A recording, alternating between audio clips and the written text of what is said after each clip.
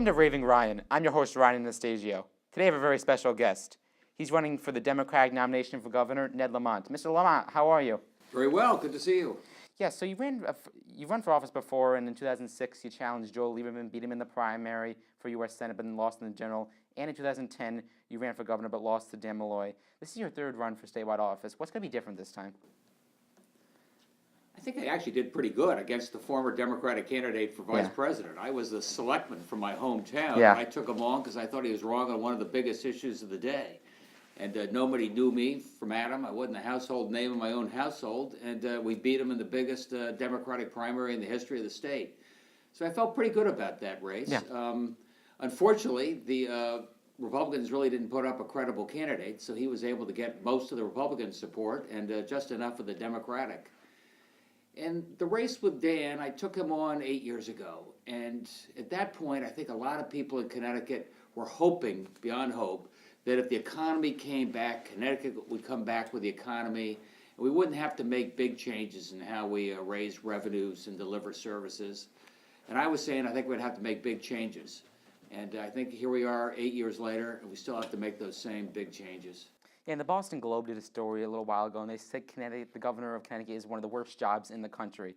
You're 64 years old right now. Why do you want to be governor right now? That's it. Rub in the age, will you? Why not? Go for it. But I got to say, it's sort of liberating, as I've said around the state. You know, when you're 64, you're not doing this as a stepping stone. You're not going down to Washington. You're not going to join the Hillary administration. And I just want to get it right. And Andy and I, when we moved to the state, we were in our 20s and thought we'd hit the jackpot. And our kids are now the exact same age as Andy and I were. They're in their 20s, and I'd like Connecticut to be a place that they can call home, which means fixing the transportation system, upgrading education, and good job opportunities. Yeah, and you served as a selectman from Greenwich, and you also created your own business, Campus Televideo, which provides cable to colleges. Can you tell us more about your career as a selectman in Greenwich and the business you created? I started up this business from scratch in the mid-1980s, and I found a niche. You know, we found that universities were badly served by the cable television operators. They were gouging them. The price was high. The service was bad. We came in. We delivered a better service at much less price. We also delivered international educational services as part of what we were providing. And I also loved being my own boss and starting my own business because it gave me the flexibility to stay very involved in public service. So I located my office right across the street from Greenwich Town Hall. Yeah. And I was a selectman, as you point out, so I could go across the street, do that 3-hour meeting, get back to work. And if the Republican first selectman forgot to mention that there was going to be an important flag-raising ceremony at 10 o'clock on Thursday, I could look out the window and see they were there, the Republicans, that I'd show up, and how'd you find out about this? Yeah. The state of Connecticut currently faces a deficit of a little over $200 million, and it could be more if you become governor. If you're elected, what are you going to do to balance the budget and try to get us out of this deficit and maybe into a surplus? Yeah, that's the big question, because we haven't had an honestly balanced budget in many, many years.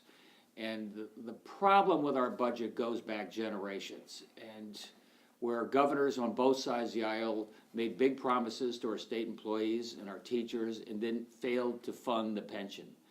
And Dan Malloy has tried to fund the pension over the last 7 years. That makes a difference. So what I've got to do as the governor is come up with an honestly balanced budget on time, on a bipartisan basis, working with labor and business. And I hear the same thing from teachers and mayors and small businesses. Stop coming back every 2 years. Every 2 years we go through budget hell, right? We just, oh my gosh, the projections aren't what they thought. I thought we were balanced. Now it's a $300 million deficit. So I'm going to balance the budget on an honest basis. I'm going to do it by changing the way we raise revenues. We can talk about that. Tax increases? Working on a constructive basis with labor, streamlining services, something that I've done in my business community, my business life, and give the taxpayers confidence that their money is being well spent and that you have a balanced budget, and I don't have to come back to you 2 years later. Will you increase taxes as governor? It's on the table. That will be part of the solution. Everybody's going to have to contribute to getting us out of this mess. For the wealthier people or for everyone, you think? Look, I think the wealthier are going to have to pay a little bit more because I'm asking everybody to do a little bit more. But I'd like to take this idea and see what you think.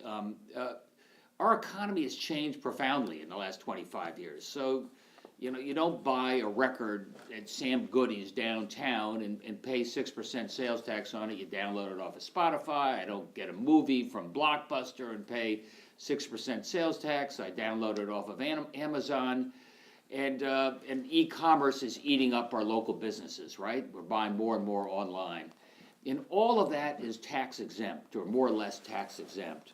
So I do think we have to bring our tax structure into the 21st century, not raise the rate on the sales tax, but expand the base so we have more revenue coming in to fund the pensions, invest in education, and get our state moving again. And the issue of tolls was brought up this legislative session, but the Speaker of the House said he did not have the votes for it, so they never brought it to the floor.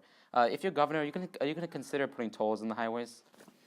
If you got a better idea, I'm all ears. And I haven't heard a better idea. And the Republicans saying, let's borrow. That's just what got us into the mess we are right now.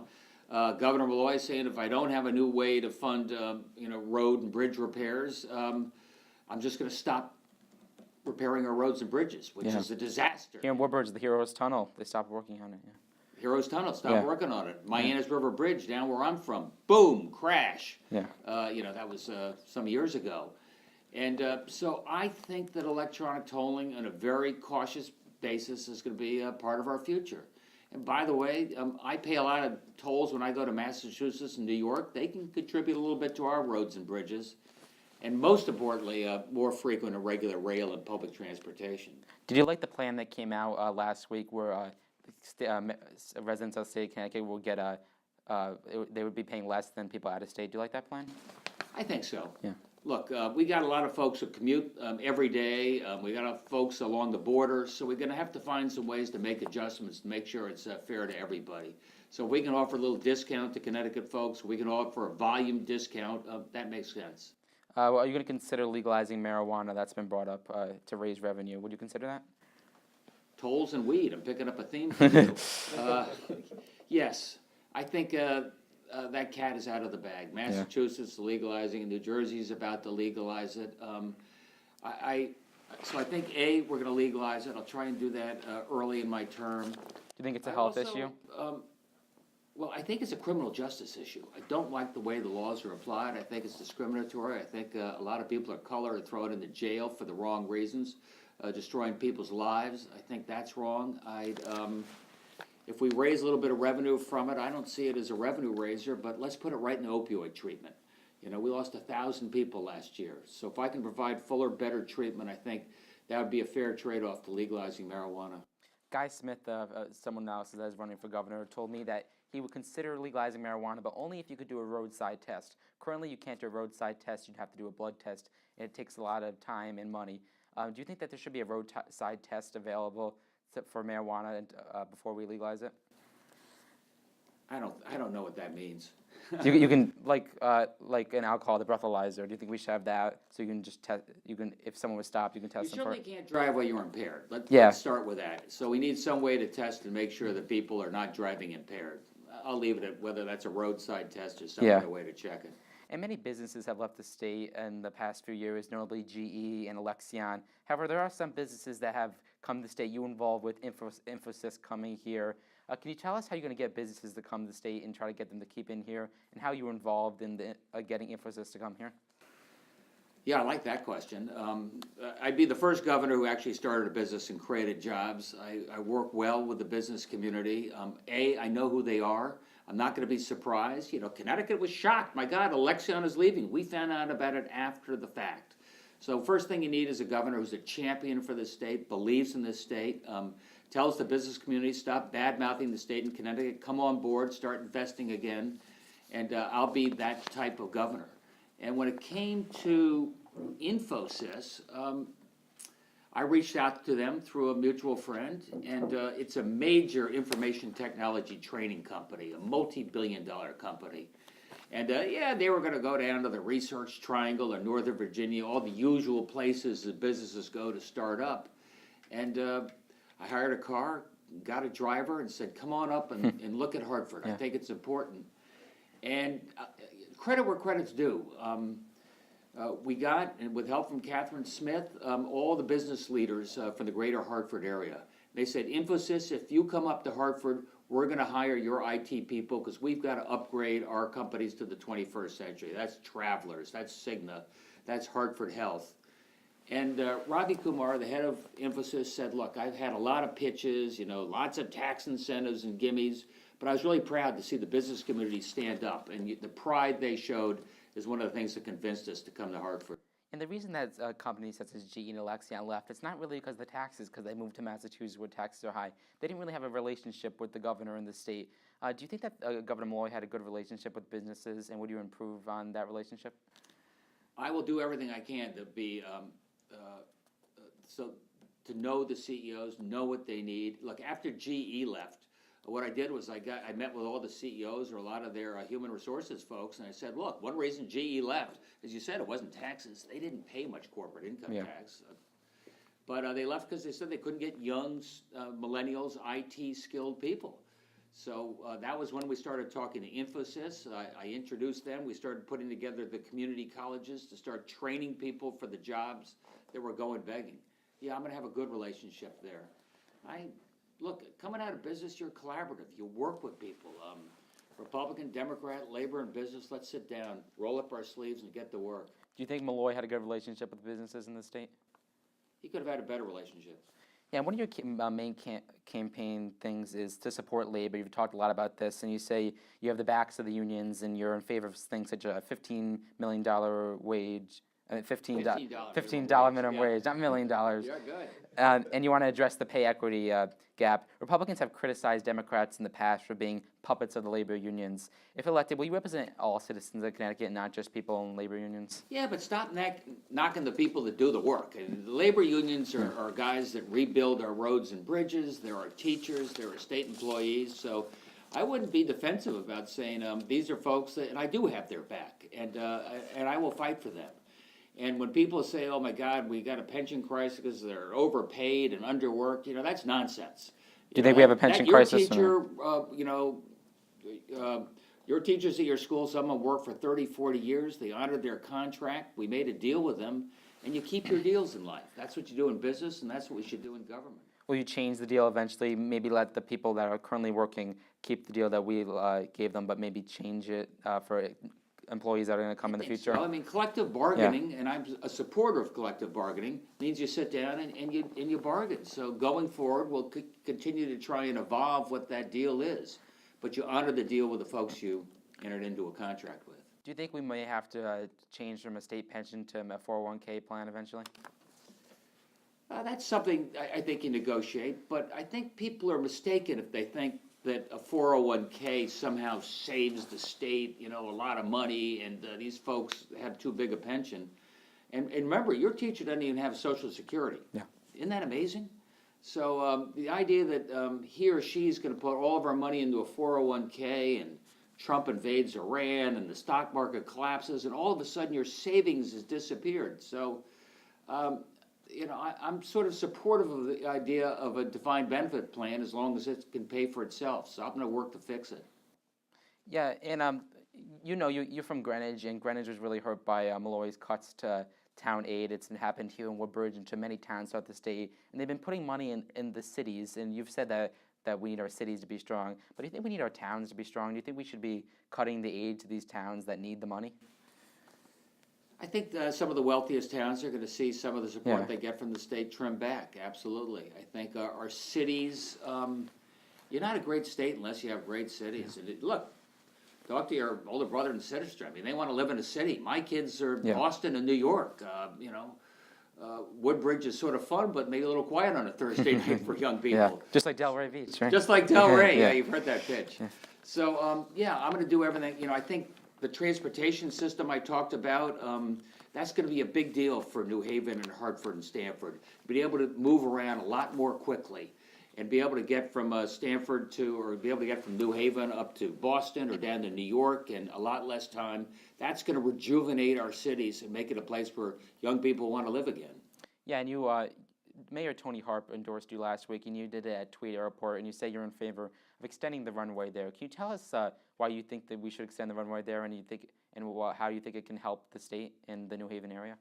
I think it would be a game changer for the state. Look, ever since I was your age, we've been talking about a high-speed rail, Shanghai to Beijing. Imagine if we could get from Hartford to New York in an hour and a half. And someday that'll come, but it's going to cost us tens of billions of dollars for maybe $10 million.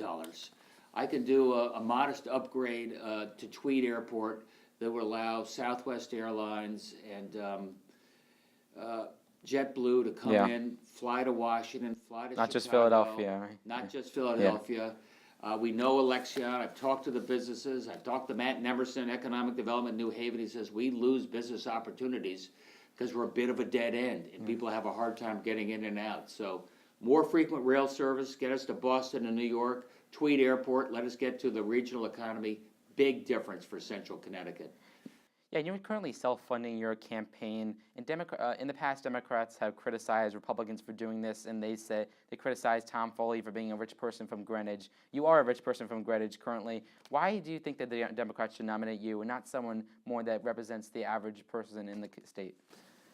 They asked Tony Harp that the other day, and she said, "What are you doing supporting a rich guy from Greenwich?" And she said, "I know his heart. I know where he's from. I know that he taught at Harding High School. I know what he believes. I know he'll be fighting for us." And I'll go further. I mean, I went before the AFL-CIO. You mentioned you got the endorsement. Support from Labor. Yeah. And they looked at me, and I looked at them, and I said, "It's not where you're from, it's where you stand. And I'm going to be standing for working families in this state, and I'll be fighting for you every day. That's what counts." Yeah, and Susan Bicewicz, she told you that you should only spend $1.2 million of your money during the primary because that's what they can spend because they're trying to qualify for the CEP. Why do you think you should not be bound to these same rules as Susan Bicewicz? And will you spend more than $1.2 million? Well, I can tell you that 2 Republicans are up on TV right now. They're already fighting Stemman, this race. Stefanowski. They're all in, exactly. Republican Governors Association, 1.7 million. They're ready to do TV, so they're ready to fight for this battle. Are you going to be on TV soon? No. All right. No, I'm a little more cautious there, and I'm going to earn every vote. This is going to be, you know what I do all day? You think it's really glamorous being a runner for governor? I call delegates. I go to Democratic town committees. I look them in the eye. I say, "This is who I am. This is what you heard about me. You heard from Greenwich. Oh my God, I'm a business guy." And I just say, "This is why I'm running, and this is who I am, and this is how I want to earn your vote." And I've done that for 2,000 delegates. I'm doing it nonstop for the next 10 days. Yeah, and some candidates, this field has been kind of narrowing a little bit. Jonathan Harris stepped aside and endorsed you. Do you think that this field should narrow down, and do you think that we should at the convention in 2 weeks, do you think that they should come out with a nominee there?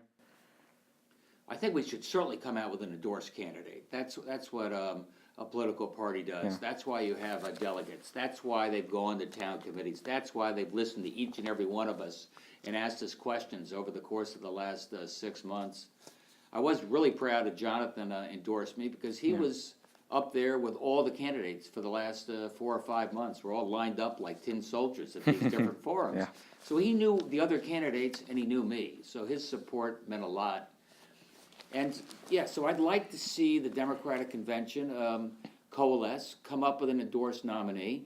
And look, if you want to have a primary, you have a primary. As you know, I'm not averse to primaries. I took on Joe Lieberman, as you pointed out. But that was over a big issue. That was the war in Iraq. And is that where America should be? And what does it say about our country? So if Susan and Joe and Sean, say, "Hey, look, I've got a big issue that I think is worth battling in a primary about," I say go for it. If it's just about how I get ahead, let's rally around a nominee and beat the Republicans in November. And there are currently no Democrats running for lieutenant governor right now. Do you have anybody in mind that you think you would consider as your running mate? I have a bunch of people in mind, but I won't tell you. At least not yet. Have you talked to Susan Bicewicz about possibly dropping down and being your lieutenant governor? No, I haven't talked to any of the other candidates about that. Yeah, and I'm going to finish up with some personal questions. Do you have any hobbies? Well, I love sports. Yeah. I do it as much as I can. Sailing, hiking. I don't have as much time for that right now. Yeah. and I play a little bit of piano because it's cheaper than a psychiatrist and very common. Do you have any favorite sports teams? Yankees. Yeah. It's a good year to be a Yes, Yankee they're doing fan. well. Yeah. Yeah. How about you? Yeah, Yankees fan as well here. I want to finish up with this is probably the hardest question of the interview. Connecticut is really well known for its pizza places. Do you have a favorite in the state? Well, I guess I'd have to say Pepe's or something. Although I once went to Italy and I said, I'm Yeah. from Connecticut, the home of the pizza, and they practically, shooed me out of the country. Maybe we're the home of the slice or something like that. But I'm eating a lot of pizza on the campaign trail. Yeah. So Pepe's is your favorite? I guess so. All right. Thank you very much for coming on. It was great having you here. Good to be here. Yeah, thank you for watching. If you're watching this on YouTube, go to ravingryan.com. Go follow me on Twitter at raving_Ryan, and follow me on Facebook, Raving Ryan, and follow Ned on Facebook and Twitter. And what's your campaign website? NedLamont.com. There you go. We'll see you next time. This is reporting for Raving Ryan. I'm Ryan Anastasio. Thank you for watching.